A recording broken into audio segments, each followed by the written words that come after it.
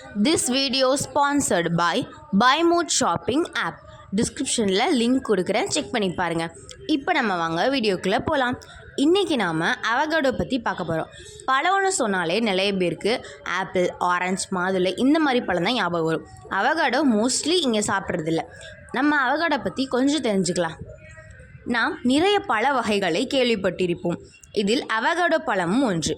மற்ற பழங்களை காட்டிலும் அவகாடோ பழத்தில் கிட்டத்தட்ட 20க்கும் அதிகமான விட்டமின்கள், மினரல்கள் நிறைந்துள்ளன.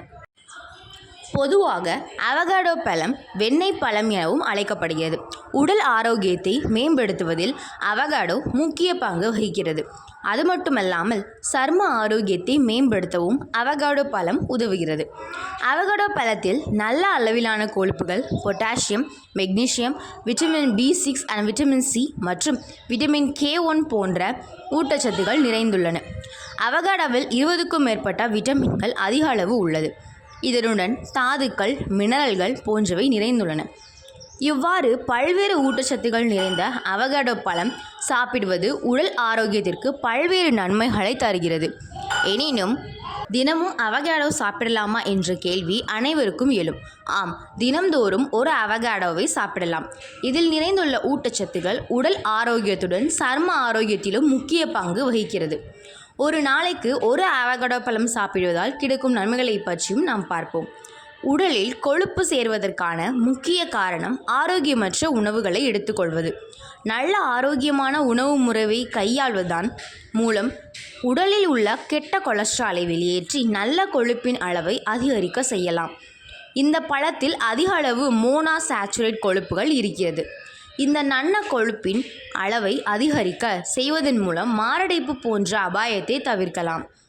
இரத்தத்தில் ட்ரைகிளிசரைடுகளின் அளவு அதிகமாவது LDL என்ற கெட்ட கொலஸ்ட்ரால் அளவை அதிகரிக்கிறது. அவகாடோ பழம் சாப்பிடுவது ட்ரைகிளிசரைடு அளவை குறைக்கிறது. இதன் மூலம் உடலில் உள்ள LDL என்ற கெட்ட கொழுப்பை குறைத்து HDL என்ற நல்ல கொழுப்பை அதிகரிக்கலாம். அவகாடோவில் பைட்ரோஸ்டிரோல் என்ற மூலக்கூறு அதிக அளவில் நிறைந்துள்ளது.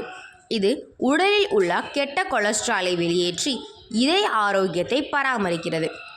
இந்த பழத்தில் அதிக அளவு பொட்டாசியம் நிறைந்துள்ளது. இது உடலின் தினசரி இயக்கத்திற்கு மிக முக்கியமாக காரணமாக அமைகிறது. ஏனெனில் உடலில் இதயம், சிறுநீரகம் போன்ற செயல்பாடுகளுக்கு தேவையான ஆற்றலை பொட்டாசியம் வழங்குகிறது.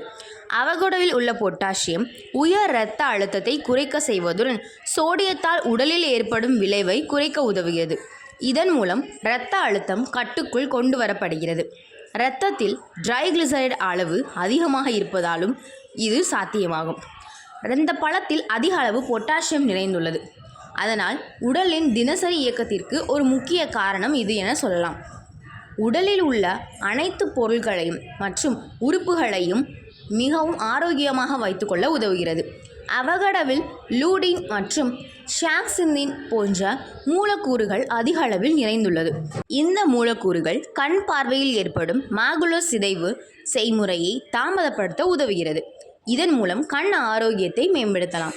கர்ப்ப காலத்தில் பெண்கள் ஆரோக்கியமாக இருக்க அவகாடோ பழத்தை சாப்பிடலாம்.